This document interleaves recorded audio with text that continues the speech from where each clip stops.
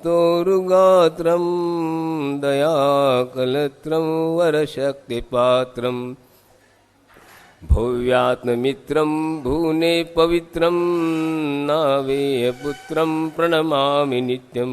बोले चंद्रप्रभु भगवान की जय, चौबीसों भगवान की जय। बोले आचार्य गुरु विद्यासागर जी महाराज की जय। धर्म प्रेम बंधुओं, संक्षिप्त में एक श्लोक के द्वारा कुछ आपको संबोधित करना चाहूँगा। यथा चंद्रम बिना रात्रि कमलेन बिना सर तथा न शोभते जीवो बिना धर्मेन सर्वदा। देखिए, हम लोग शोभायमान होना चाहते हैं, शोभित होना चाहते हैं। जैसे चंद्रमा की शोभा रात्रि में है, दिन में नहीं।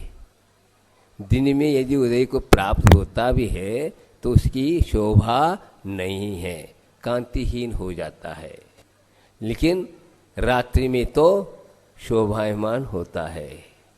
इसी प्रकार सरोवर है तो सरोवर की शोभा, जिसमें कमल है तो वह शोभायमान होता है।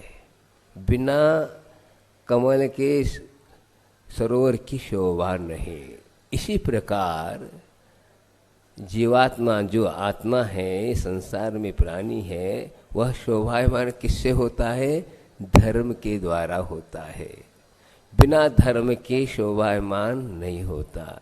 आप देखिए, आप लोग प्रतिदिन आप लोग शरीर की शोभा को बढ़ाना चाहते हैं, शोभा करते हैं। सुबह से लेकर शाम तक नहलाते, पिलाते, खिलाते, अनेक प्रकार के आभूषण पहनते हैं, हाँ, वस्त्र आदि पहनते हैं। फिर शोभा को प्राप्त होना चाहते हैं, रूपवान बनना चाहते हैं, सुंदर होना चाहते हैं।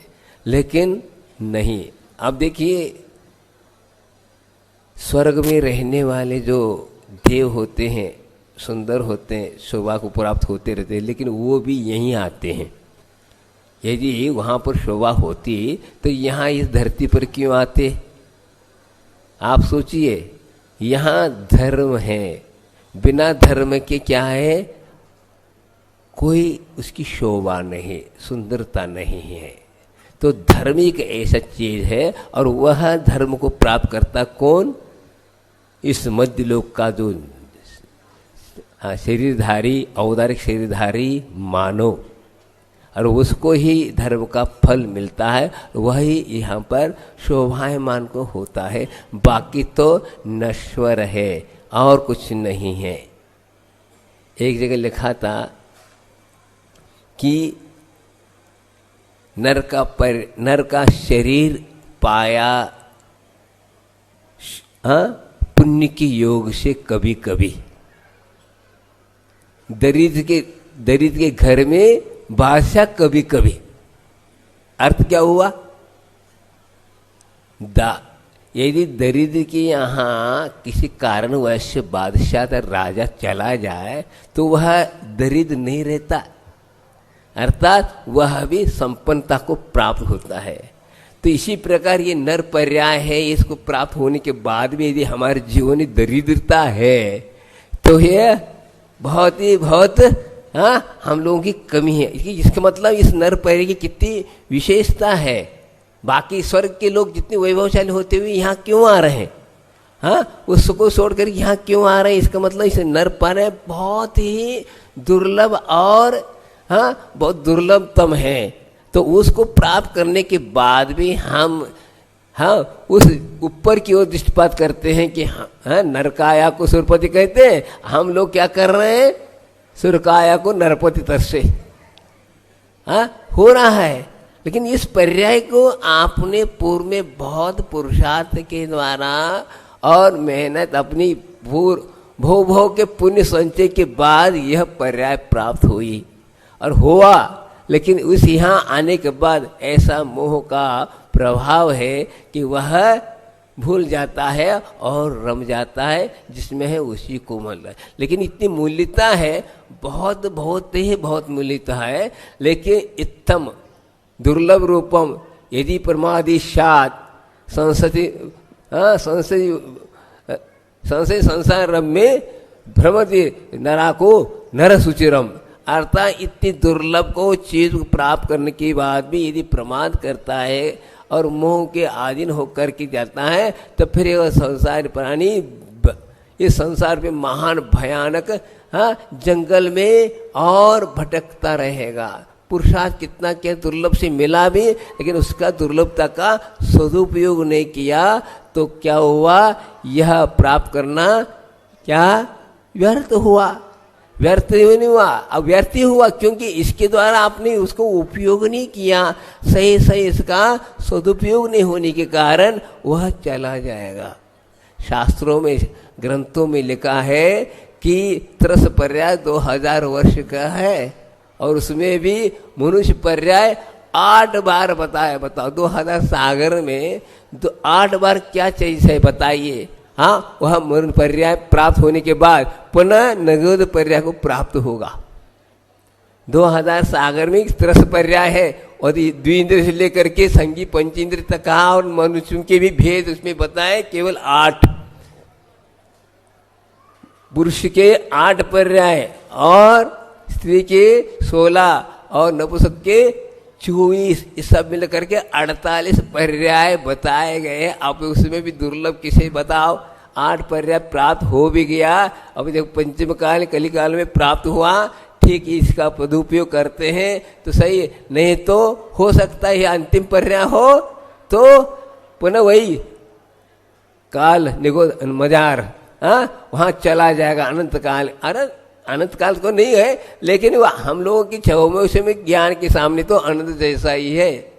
उत्कृष्ट कितना है, अनुगत पर्याय में जाएगा तो 2.5 पुद्गल पर 2.5 पुद्गल वर्ष अतः पुद्गल परिवर्तन तक वहां पर संसार में रहेगा, अतः दुख भोगेगा निगोदी अवस्था को। बताओ, उत्कृष्ट है। और अंतर्मर्थ में भी आ सकता है, जगन में अंतर्मर्थ है और उत्कृष्ट में इतना है, तो फिर क्या है, कितनी बार हम लोगों ने पहला पाई और यह प्राप्त होकर के भी हम उसकी ओर ध्यान दे नहीं पा रहे। ऐसा कौन सा पुण्य किया जिसके कारण यह उत्तम पर्याय मिली, ये विचारणी गोष्ठ है। अभी बताए ना आपको, बादशाह के यहाँ जाकर के भी यदि हम बादशाह आके भी वह यदि संपन्न नहीं बन सका तो क्या मतलब रहा। पुण्य से उदय से उसे वो हुआ, राजा आ गए उसकी कुटिया पर, लेकिन हो नहीं पाया। इसी प्रकार यह नर पर्याय आपको प्राप्त हो गई, यही एक ऐसा पर्याय है, इसी के द्वारा वह आत्मा का कल्याण करने का एक साधन है। इस साधन को प्राप्त करके भी हम इसको सदुपयोग नहीं करते हैं तो हमारा यह बहुत दुर्भाग्य माना जाएगा कि हम कर रहे हैं, लेकिन दृष्टि में अलग अलग है। दृष्टि भेद होने के कारण होता है। कर्म का तेज उदय में इस प्रकार पर्याय और इस प्रकार के भाव होते हैं। जैन शासन में ज्ञान किसको कहा, क्या कहा, मूलाचार में बहुत बातें अच्छी कही गई है। 2 गाथाओं के द्वारा कहा कि जिस ज्ञान के द्वारा तत्व का ज्ञान हो, जिसके द्वारा विशुद्धि बढ़े, जिसके द्वारा मोक्ष मार्ग में अनुराग पैदा हो, चलने के लिए तत्पर हो, और जिसके द्वारा मैत्रीता, जीवों के प्रति मैत्री भाव जागृत हो, ये सब बातें कही गई। यदि इन ज्ञान होने के बाद ये चीजें प्राप्त नहीं होती हैं, वह ज्ञान सही नहीं है, सम्यक नहीं है, मिथ्या है। क्योंकि ये चीजें यही है, इसका लक्षण है। इन लक्षणों के द्वारा यदि है नहीं तो कहाँ कहना होगा वो ज्ञान किसका है। तो आपके ज्ञानावर कर्म के चौपसम से उत्पन्न हुआ, लेकिन यह ज्ञान आपके लिए बाधक है, बंध का कारण है। आप देखिए, इतना आज भौतिक युग है, कितनी नित्य नए अनेक प्रकार के आविष्कार होते जा रहे हैं, सब कुछ हो रहा है। ज्ञान का ही एक महिमा है, लेकिन ये ज्ञान जो है वह अशांति का कारण बन रहा है। हाँ, आकुलता और बढ़ती जा रही है। ये सब उपलब्ध होने के बाद भी ज्ञान का ही प्रयोग हुआ, लेकिन ये ज्ञान आपके लिए पुनः अशांति का कारण बना हुआ है। देखिए, पहले के जमाने में इस प्रकार के उपलब्धियां नहीं थे, साधन नहीं थे। हाँ, ग्रंथ भी बहुत कम मिलते थे, लेकिन वैरागी ज्यादा रहती थी। और आज खूब स्वाध्याय हो रहा, सब कुछ हो रहा है, हाँ, लेकिन फिर भी वह वैराग की गंध फूट नहीं रही है। ये विचारनी है।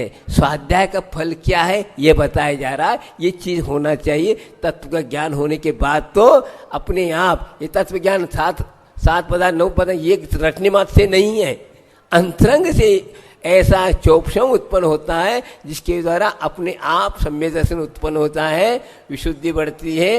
हाँ, चाहे होने का भी चौपशम होने लगता है। ये सब बातें ज्ञान के द्वारा ही हो रहा है, लेकिन ये ज्ञान ऐसा है। समय आपका हो गया। कहने का तात्पर्य है कि हम लोगों को यह धर्म हमें प्राप्त हुआ है, उस धर्म के द्वारा ही हमारा जीवन शोभायमान होगा, बाकी के द्वारा नहीं होगा। यही तात्पर्य है। बोले चंद्रपुर भगवान की, बोले आचार्य गुरु विद्यासागर जी महाराज की जय। युग के आदि के ऋषभनाथ भगवान को निर्वाण की प्राप्ति हुई। देखिए, हम कितने साल पूर्व हुआ, एक कोड़ाकोड़ सागर पूर्व भगवान ऋषभनाथ को क्या हुआ, निर्वाण की प्राप्ति हुई। देखिए कितने हम लोगों के सामने बहुत है, असंख्यात से भी अनंत की ओर जा रहा है, क्योंकि चौपम ज्ञान के में यह कोड़ा कोड़ी सागर जो है बहुत लंबा काल है। फिर भी उस महान आत्मा के नामस्मरण से, उनकी वंदना से, उनके जयकार से हम लोगों के कर्मों की लीला जो चल रही है अनादिकालीन, वो कर्म की निर्जरा होती है। यह भाव सहित वंदन करने से यह उपलब्धि होती है। देखिए, निर्वाण की प्राप्ति, निर्वाण का अर्थ मोक्ष। मोक्ष का अर्थ क्या होता है, स्वतंत्रता को प्राप्त करना। स्वतंत्र किसे कहते हैं, शब्द अर्थ को समझेंगे तो भाव की ओर दृष्टिपात हो पाएगा। केवल हम बोलते हैं स्वतंत्र, स्वतंत्र और परतंत्र। अनादिकाल से आत्मा परतंत्रता थी, स्वतंत्रता को प्राप्त हुआ। तो परतंत्र का अर्थ क्या हुआ, स्वतंत्र का अर्थ क्या हुआ, स्वतंत्र। स्व की जहां मुक्तता है वह है स्वतंत्रता, और पर की जहां पर मुक्तता है वो परतंत्रता। दो, अब क्या हुआ, अभी तक परतंत्रता, पराधीन कर्माधीन जीव जी रहा था, सुख दुख का आदि का अनुभव कर रहा था। आज वह आत्मा स्वतंत्र हुआ, किससे, कर्मों से मुक्त हुआ। 14वें गुणस्थान के अंत तक परतंत्रता का अनुभव करता है। गुणस्थानों में जब तक आत्मा है तब तक वह परतंत्र है। नानंत, हाँ, सौवे खलु कम फलम स्थावर काया तसाद कदम ना पानित विदंकंता नानम विदते जीवा। जो प्राणों से अतिक्रांत होता है वह ज्ञान चेतना का अनुभव करता है, निर्वाण का अनुभव करता है। ऐसे कुंत कुंदाचार्य पंचाशती कामी कहते हैं। तो स्वतंत्र हुआ, स्वतंत्र का अर्थ स्वतंत्र, अब कोई पराधीनता नहीं। अनंत काल के लिए वह आत्मा आजादी का अनुभव करेगा, कभी भी वही संसार में लौट के नहीं आएगा। अब वह स्वतंत्र हुआ, खुशी के आदि नहीं हुआ। जैसे दूध में से घी निकालने के बाद कभी भी वह घी दूध नहीं होता, होता है, होता है, बता दूंगा उसको। दूध भी, घी भी दूध बन जाता है, लेकिन यह आत्मा एक बार स्वतंत्र हुआ, वह कभी देहीधारी नहीं होगा। एक बार की बात है, 1980 की बात है, हम और क्षमा सागर जी आपस में चर्चा कर रहे थे और कहा सिद्ध भगवान में भी वैभव की शक्ति है, वैभव शक्ति है। तो मैंने कहा ये बताइए, क्या घी कभी दूध बन सकता है? उसका उत्तर दे नहीं पा रहे थे। आपस में डिस्कस चल रहा था, चर्चा चल रही थी। हमने कहा क्या कभी घी दूध बन सकता है? अब क्या है, दूध क्यों बन जाएगा? वैभाविक शक्ति है तो हो जाएगी अभिव्यक्ति, यह हमारा सोच था। तो वो उसमें उत्तर दे नहीं पा रहे थे। आचार्य महाराज कहीं लघु शंका गए होंगे, वो खड़े थे, सुन रहे थे, और सुनते सुनते वो कहा, अरे श्यामा सागर जी बोल दो, घी को गैया को पिला दो, दूध बन जाएगा। सिद्धों में भी वैभाविक शक्ति है, लेकिन कभी वह अभिव्यक्ति नहीं होगी, ये बात कहना चाह रहा हूं। तो दूध में से घी निकलने के बाद दूध बन सकता है, लेकिन ये कभी भी आत्मा शुद्ध होने के बाद कभी घी नहीं, दूध नहीं बन सकता। समय हो रहा है तो एक श्लोक बोल रहा हूं। इस श्लोक में बताया गया संक्षिप्त में मोक्ष किसे कहते हैं और बंध किसे कहते हैं, तो संसार किसे कहते हैं। मोक्षो वैशेषिक रस, मोक्षो वैशेषिक रस बंध, मोक्षो वैशेषिक रस, और बात ये भाव है, भूल रहा हूं मैं, मोक्षो वैशेषिक रस बंधो वैशेषिक रस यथा विज्ञानो यथस्थिति तथा कुरु। अर्थ क्या हुआ, विषयों में रस आना ही बंध है, और विषयों में, पंचेंद्रिय विषयों में रस नहीं आना ही क्या है, मोक्ष है। मुख्य बात तो ये है, इतना ही संक्षेप में कहा गया। जो इसमें इच्छा हो वह ग्रहण करो, इति तथा कुरु। बंध तो इस प्रकार है, संसार से मुक्ति इस प्रकार। अतः पंचेंद्रिय विषयों में रस आना ही क्या है, बंध है, संसार है। और वैराग्य के दृष्टि में ये क्या है, रस नहीं आता। अतः राग द्वेष मोह से रहित होने के कारण उसमें रस नहीं आता।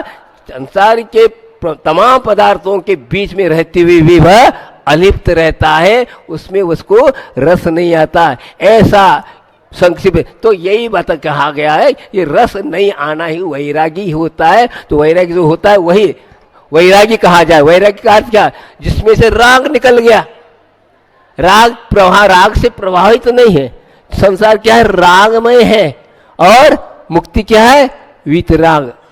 वीतराग क्यों कहा, आप देखिए जहां कहीं भी लिखा जाए वीतरागाय नमो नमः, वीत द्वेषाय नमो नमः कहीं नहीं लिखते। क्यों नहीं लिखते, बात समझो। वीतरागाय नमो नमः लिखा जाएगा, वीत द्वेषाय लिखा नहीं जाएगा। क्यों नहीं लिखा जाएगा, क्या वीत द्वेषी नहीं है? वीत द्वेषी है सिद्ध भगवान अनंत, लेकिन बात क्या है, वीत द्वेषी होने के बाद भी राग रहता है। कहां, 9वें गुणस्थान तक तो वीत द्वेषी हो जाएंगे, लेकिन 10वें में तो राग मौजूद है। इसलिए राग होने के बाद तो वीत द्वेषी हो नहीं सकता। तो राग समाप्त हो गया तो वीतराग हो गया। तो ये संक्षिप्त में ये कहना चाहता हूं कि राग ही क्या है, संसार का कारण है। समय सर में बताया रत्तो बंध अधिकम्मम, रत्तो बंध अधिकम्मम, राग करना ही बंध का कारण है। मुच्यते जीवो विराग संपूर्ण, वीतराग है, वह इससे क्या मुक्ति को प्राप्त होता है। तो संसार में अनंत काल से यह संसार ही राग और द्वेष से युक्त हुआ है। कब से हुआ, अनादि से है। केवल ज्ञानी भी बोलेंगे कि कहेंगे अनादि से, आज से है ही नहीं। कब से हम लोग, अनादि से। इसलिए कौन बड़ा कौन छोटा, अनादि से सभी हैं। तो आज हम फिर भगवान के सामने जाकर के हम लोकता का प्रकट क्यों कर रहे हैं, बताओ। यदि हम अनादि से हैं और अनंत काल तक रहने वाले भी हम भी हैं, वो एक इंद्रिय हो या कोई भी हो, पंचेंद्रिय संज्ञ कोई भी हो, देव दानव हो, भगवान भी क्यों न हो, वे भी अनादि से, हम भी अनादि से। फिर वो बड़े क्यों कहलाते हैं, बड़े क्यों कहलाएंगे, इस अपेक्षा से बड़े हैं। संसार से मुक्त प्राप्त हो गए, वो जीत ले, राग द्वेष मोह को जीतने के कारण वे महान बने। हम उन जैसे बनना चाहते हैं, इसलिए उनके लिए हम लोगों प्रकट कर रहे हैं, हम उनको बड़े मान रहे हैं।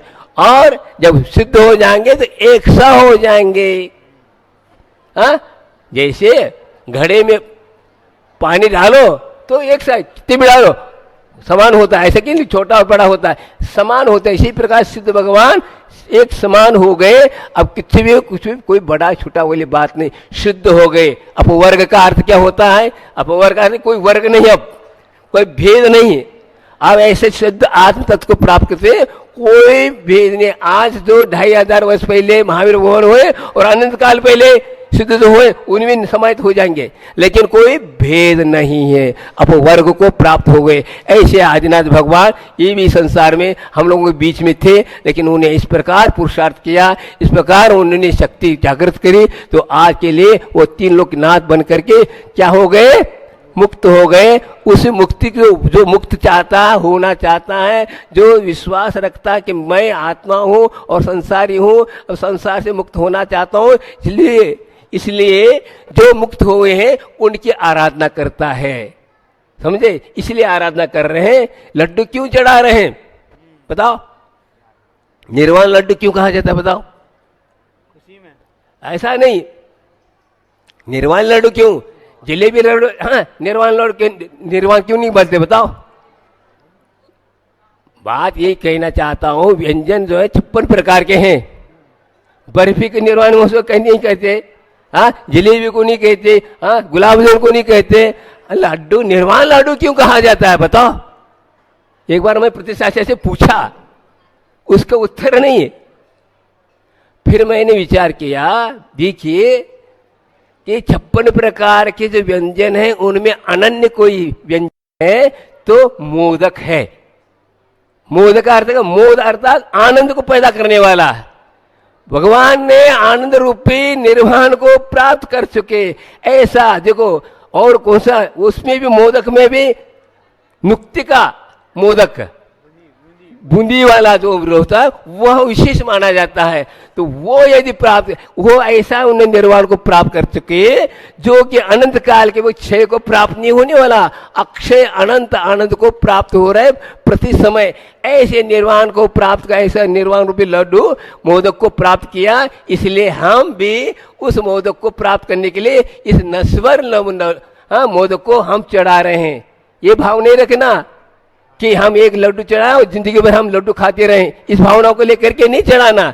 बात क्या है समझे? हाँ, आज तक यही करते आए हम लोग, लड्डू चढ़ा तो रहे, सब कुछ कर रहे हैं, लेकिन मोदक चढ़ाते हुए भी हम ये भावना रखते हैं कि अविनाश्वर जो लड्डू जो मोदक है उसको प्राप्त नहीं करना चाहते। अभी इसी का हमारी इच्छा है, लेकिन वो का विश्वास रूप में है और ये साक्षात इसलिए इसी पर ज्यादा हम चाहते। लेकिन यह जो है खाने के बाद फिर क्या खाना पड़ता है? नमकीन खाना पड़ता है।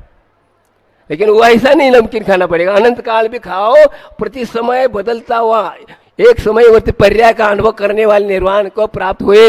अरहंत भगवान को उपलब्ध नहीं, जो सिद्धों को उपलब्ध है। क्या अरहंत भगवान को भी नहीं मालूम? जब तक आदिनाथ थे यहाँ पर उनको भी वो नहीं था आनंद, जो आनंद सिद्धों को प्राप्त हुआ। आचार्य ने कहा अरहंता और सिद्ध में क्या भेद है? आज से मैं 76 की बात कर रहा हूं। मैं प्रथम बात सतना में प्रवचन कर रहे थे, उस वक्त उन्होंने कहा था सिद्धों में और अनंत में क्या भेद है? तो ये भेद है 15 अगस्त और 26 जनवरी में जो अंतर है उतना ही अरहंत और सिद्धों में अंतर है। अनंत हो गए, अभी स्वतंत्रता मिली नहीं, मिलेगी। और 26 जनवरी में तो सत्ता आ गई, संविधान बन गया, हम शासित हो गए। इसी प्रकार अरहंत भगवान को मुक्ति मिलेगी, लेकिन अभी मिली नहीं है, मिलने वाली है। हाँ, वो 15 अगस्त हुआ और यह 26 जनवरी अर्थात शुद्ध पदमत को प्राप्त हो गए। ऐसे आदिनाथ भगवान युग के आदि में उन्होंने निर्वाण को प्राप्त किया। हम लोग भी ये भावना भाते हैं, भगवान ये ऐसी शक्ति प्रदान करो जो कि जिस प्रकार आपने शक्ति प्राप्त की उस शक्ति के द्वारा ही हमको भी निर्वाण की उपलब्धि होगी। बोलिए ऋषभनाथ भगवान की, बोलिए आचार्य गुरु विद्यासागर जी महाराज की। धर्म प्रेमी बंधुओं, एक महान आत्मा का इस धरती पर अवतरण हुआ और उस महान आत्मा ने अपने पुरुषार्थ से ऐसा पुरुषार्थ किया जो अनादि काल से जो छुपी हुई केवल ज्ञान को प्रकट किया। उस प्रकट होने के बाद उन्होंने भव जीवों के लिए ऐसा उपदेश दिया जिस उपदेश से असंख्यात आत्माओं ने कल्याण किया। वही वाणी आज भी मौजूद है। उस वाणी के आधार से हम आप लोग चल रहे हैं। ऐसा विश्वास करो इस वाणी पर। अभी भी आपका कहीं भूल नहीं हुई, पंचम काल में पैदा हुए ऐसा नहीं। हम इस वाणी के आधार से ऐसे पुरुषार्थ कर सकते हैं और हम एक भव के बाद अवश्य हम उस तत्व को प्राप्त कर लेंगे। महातत्व जो परम तत्व को प्राप्त करने की क्षमता इस वाणी में है। तो उन्होंने क्या कहा?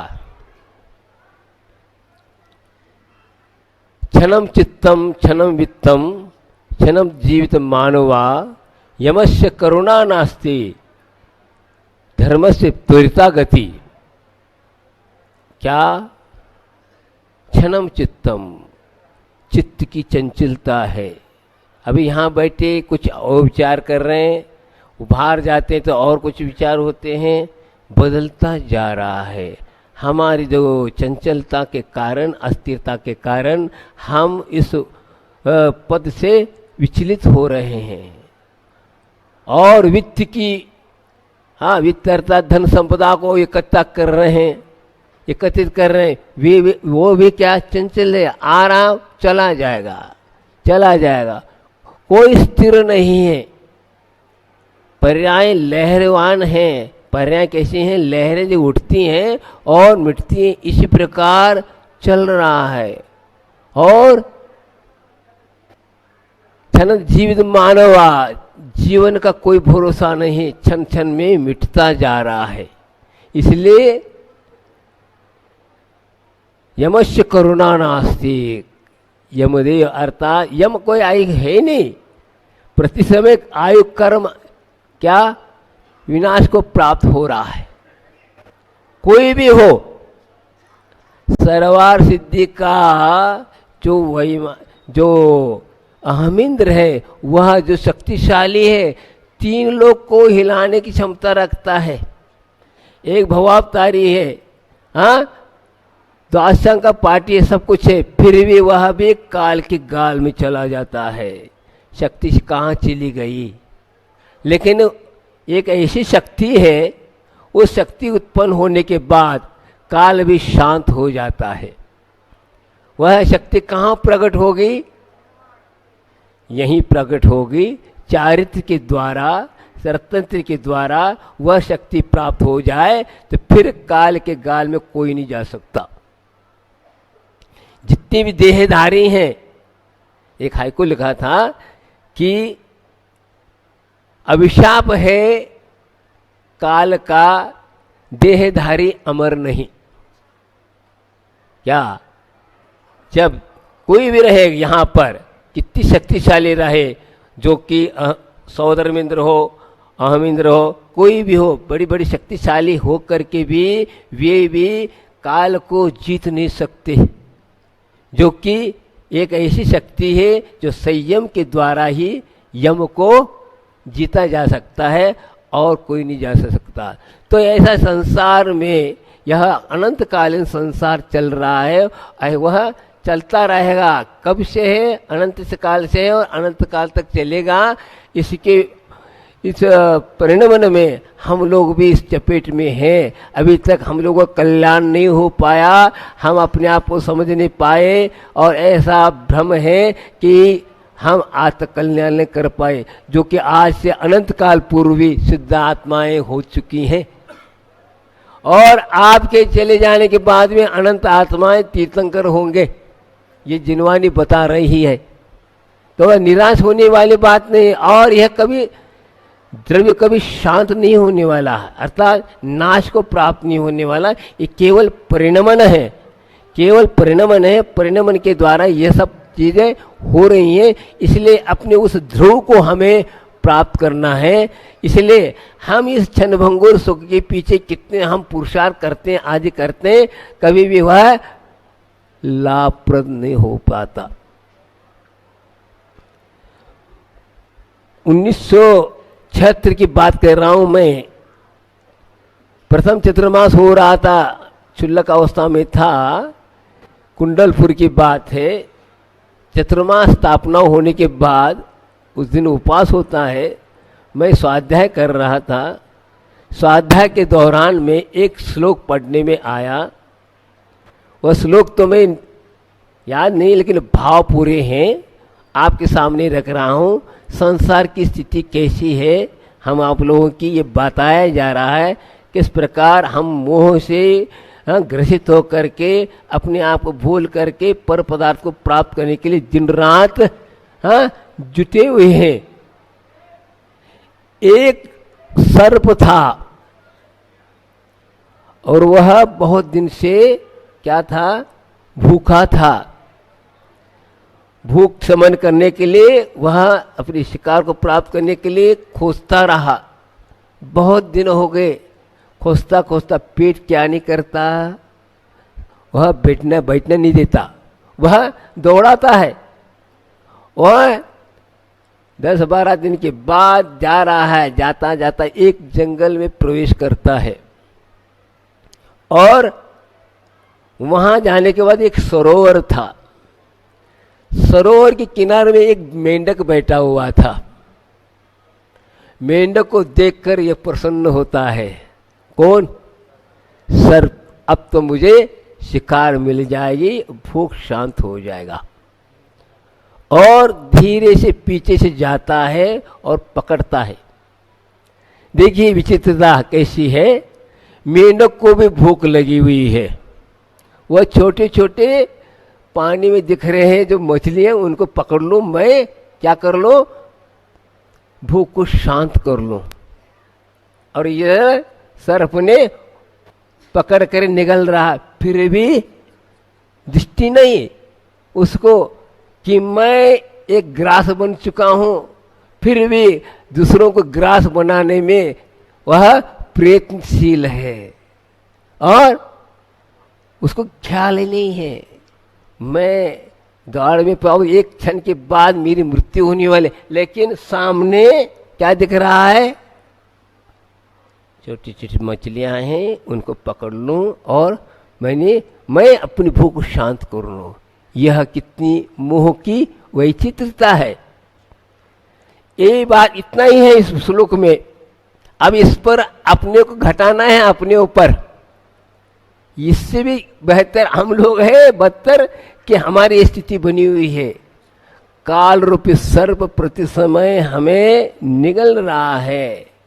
हाँ, फिर भी हम पंचेंद्रिय विषयों को प्राप्त करने के लिए दिन रात क्या है, संलग्न हैं। हम उस आय की ओर, जीवन की ओर दृष्टिपात नहीं कर रहे हैं। भगवान ने ये बताया, और कुछ नहीं है। जितने भी तीर्थंकर हुए, कुछ भी हुए, यही बताया है भाई। ये क्या है, एक इस दोहे में बोल दिया उनने, जीव जुदा पुद्गल जुदा, यही तत्व का सार। अन्य कुछ व्याख्यान जो यही का विस्तार। बात कितनी में आप दासंग पढ़ लो, कुछ करो, पर लास्ट में क्या आएगा, यही है, अलग अलग करने का। लेकिन आज अलग अलग बोलने में बहुत आ रहा है, बहुत प्रवचन कर लेते हैं, सब कुछ कर लेते हैं, लेकिन उसको भेद विज्ञान के द्वारा पृथक करना आज तक नहीं हो पाया। आज तक नहीं हो पाया। द्वासंग में यही बताया और कुछ नहीं बताया कि जीव अलग है, 7 तत्व 9 पदार्थ सब रटे हुए। छोटा बच्चा भी रट लेगा। रटने से मतलब होने वाला उस तत्व के अनुसार अपने को परिणत करना है।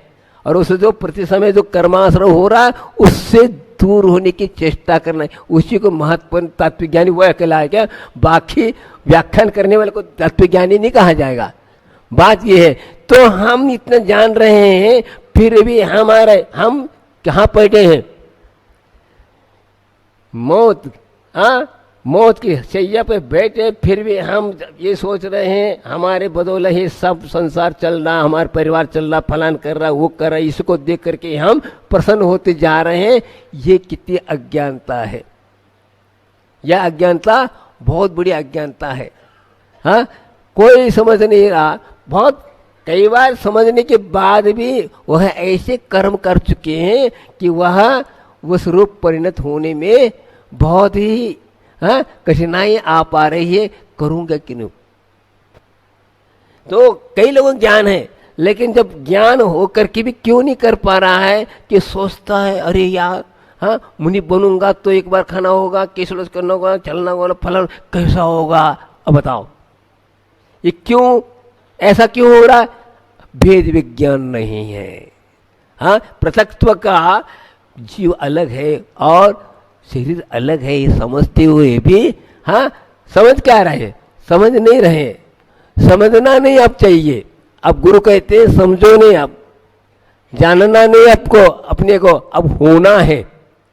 जान करके होने के वो महत्व है, होना महत्वपूर्ण है। महाराज को जान ले, सब कुछ कह ले, लेकिन क्या हुआ? हम उनकी शब्दों को अपने जीवन में उतारा कहाँ है? उतारा नहीं है आज तक। उतारा भी है तो अलग ढंग से उतारा है, और अपने ही मुंह की ही स्थिति को और बलवत बनाते जा रहे हैं। ये एक विज्ञान अज्ञानता है। तो ज्ञान, अपना ही ज्ञान अपने लिए क्या कर रहा है?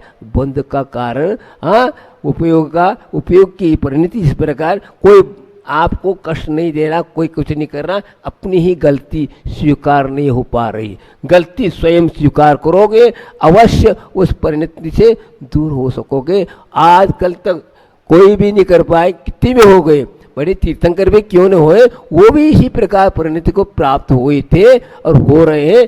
समय आपका हो गया, इतने दो शब्द बोलने के लिए कहा जा रहा है कि हम सुन तो रहे कि सुन करके उसको रूप होने की चेष्टा करना चाहिए। तो जिस प्रकार वह मेंढक की भांति ही हमारी परिणति है कि हम जिंदगी को ध्यान नहीं दे रहे और भोगों को शांत करने में लगे हुए हैं। भोग कभी शांत नहीं होंगे, क्योंकि वह मोह की लीला है। जिस सुख के पीछे दुख लगा हुआ है वह सुख ही दुख का कारण है।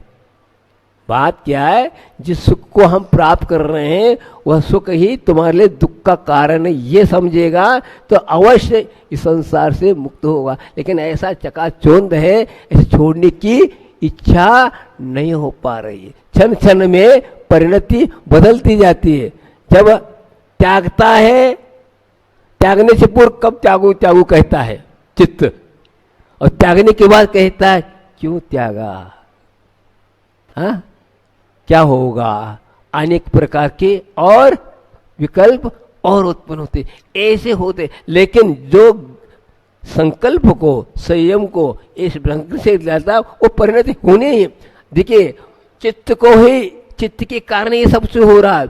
शरीर में कुछ हो ही नहीं, शरीर तो जड़ है, लेकिन उसमें ये इस प्रकार के बोध हुआ कि मैं खा रहा हूँ, मैं पी रहा हूँ, फलाना, ये सब परिणति हो रही इसलिए। लेकिन यदि मजबूती आ जाए, चित्त की एकाग्रता आ जाए, वैराग्य से मजबूत हो जाए, कोई कष्ट नहीं है। समझे?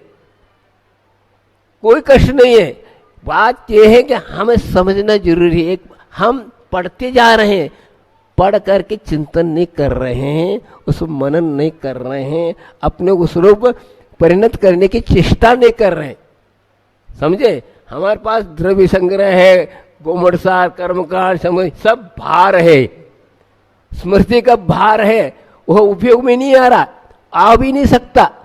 ये जब तक वह हृदयंगम नहीं होगा तब तक नहीं हो पाएगा। यथा चंदन भारवाही भारस भागी न तो चंदनस्य, इसी प्रकार आचार्य ने कहा तहा आगम भारवाही भारस भागी न तो आगमस्य। कोई चंदन का भार लेके जा रहा है, वो भार का ही अनुभव कर रहा है, चंदन का अनुभव नहीं कर रहा है।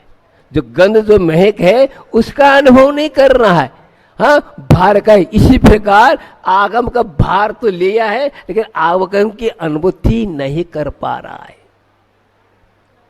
इसलिए आगम ये है, लेकिन आगम का एक शब्द भी हम हृदयंगम करते हैं तो वह जिस प्रकार चंदन में जो महक है सुगंधी, वह आपके अंदर से फूट सकती है, लेकिन करे क्या सकते। भगवान तो कह के गए, वे अपने कर्तव्य करके गए, आपको करना है।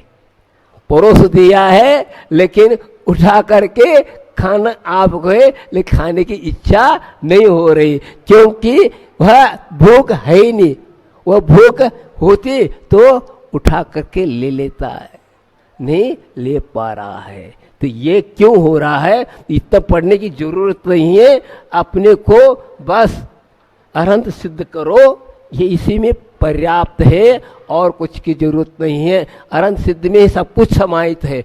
ओम का जाप भी कर लोगे तो भी समाहित है, क्योंकि नमोकार मंत्र का ऐसा है। तो ओम अंतर्गत सब पंच का स्वाध्याय करोगे। नमोकार मंत्र पढ़ना ही स्वाध्याय है, शास्त्रों में लिखा है। लेकिन कई लोग कहते अरे जाप में क्या रखा है, क्या रखा है, ये गड़बड़ है, यही गड़बड़ है।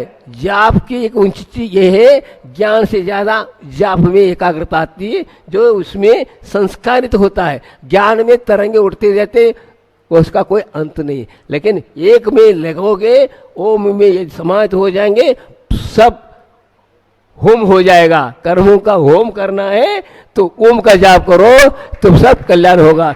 बोले महावीर भगवान की। परम बंधु, इस अंतिम तीर्थंकर महावीर भगवान के निर्वाण के बाद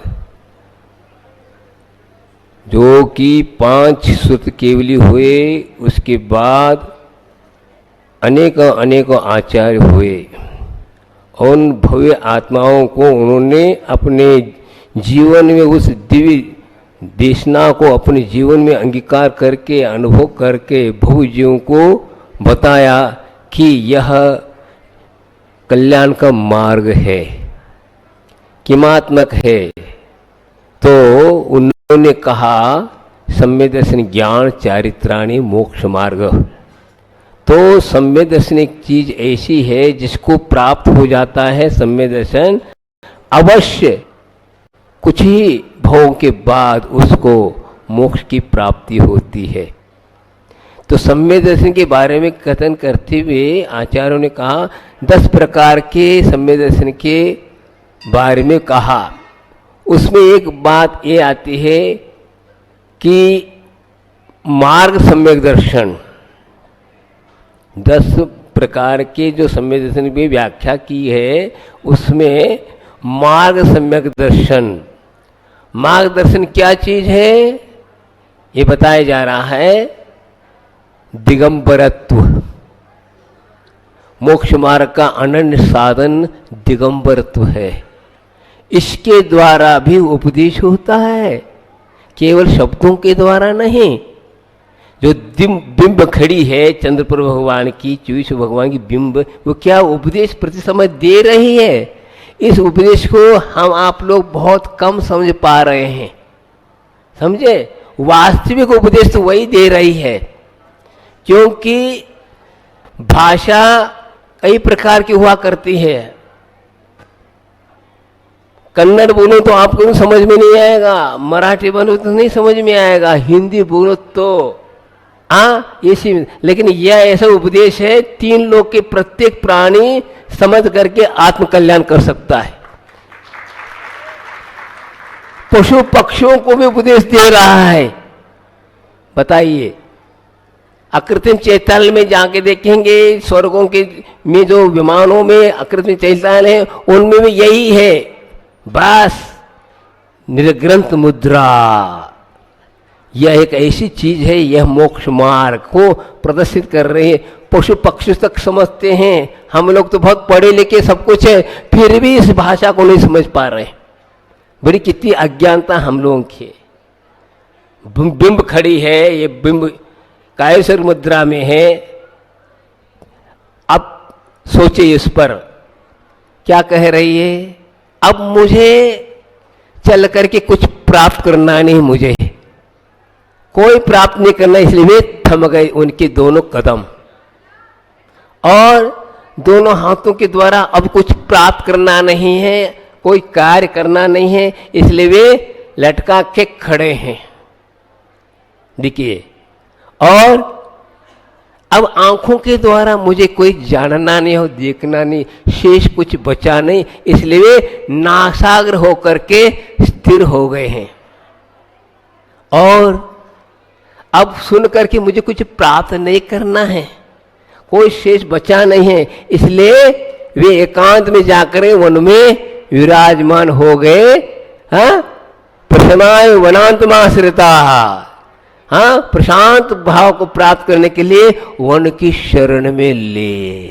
बताओ कितनी सुंदर बात है कि क्या अब क्या प्राप्त करना है। आत्मोपलब्धि की जो निधि है हमें प्राप्त हो गया, अब कोई योग की जरूरत नहीं, योग प्रवृत्ति की जरूरत नहीं, स्थिर हो जाओ।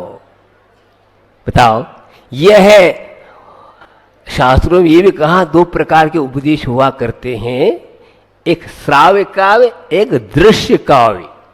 ये दृश्य काव्य है, देख करके ही बोध हो जाता है कि मोक्ष मार्ग क्या है, आदि आदि। प्रत्येक व्यक्ति को शरीर प्राप्त है, लेकिन यह ऐसा शरीर है कि इस शरीर के द्वारा ही क्या आत्मोपलब्धि प्राप्त होने की क्षमता है।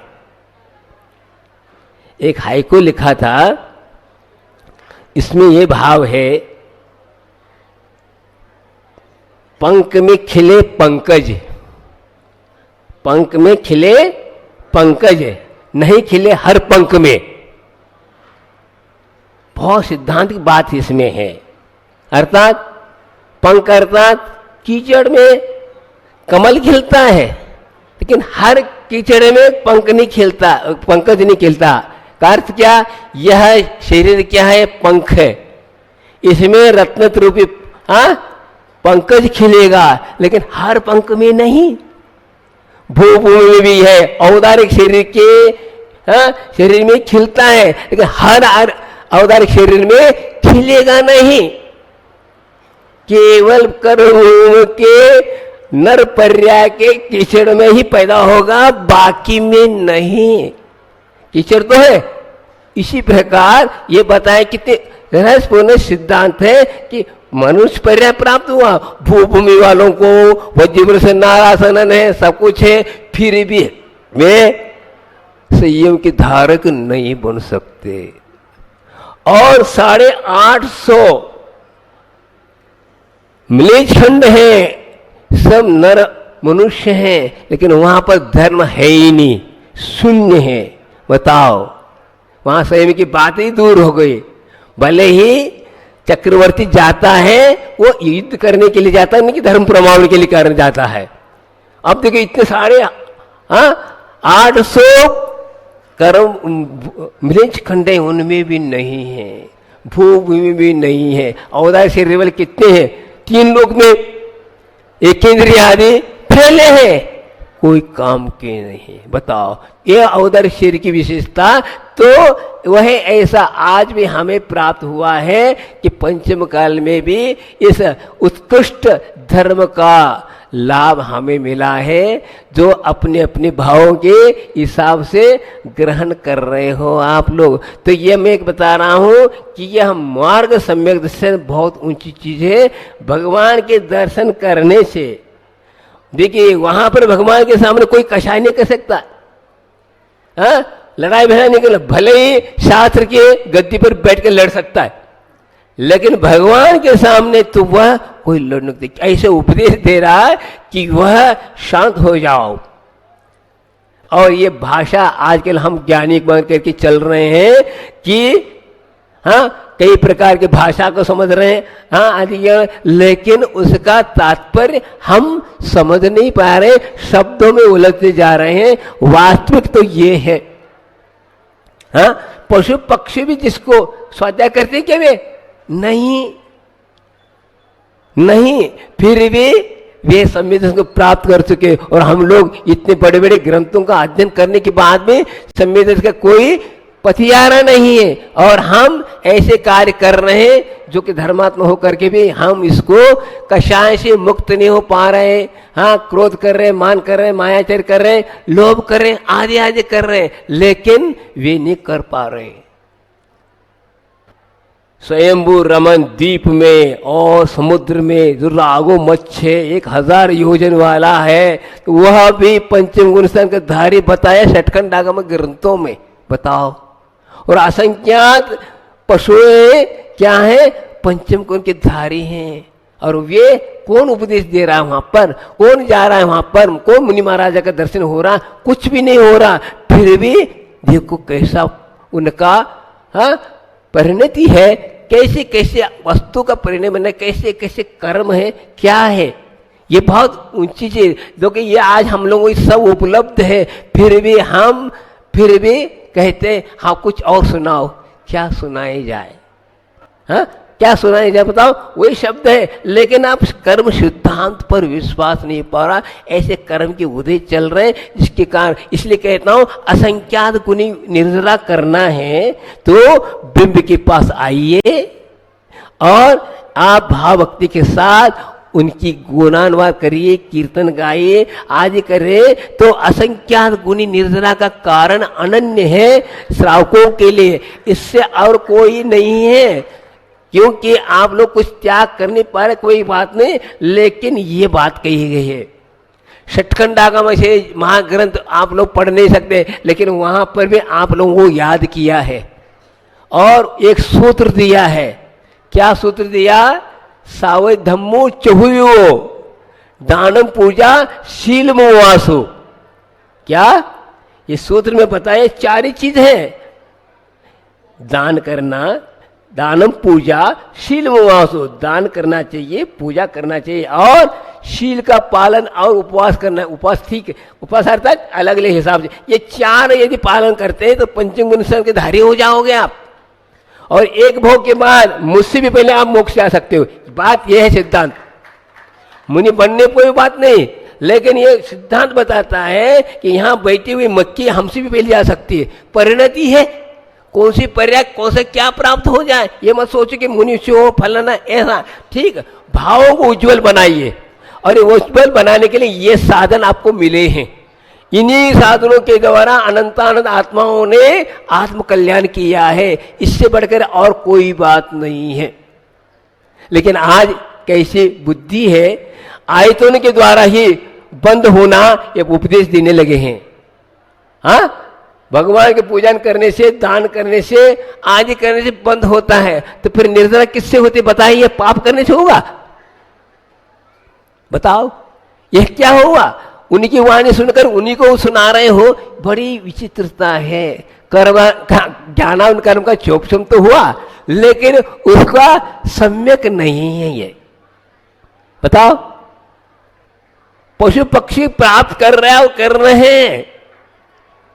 महापुराण पढ़िए, उसमें 4 पशु खड़े हैं।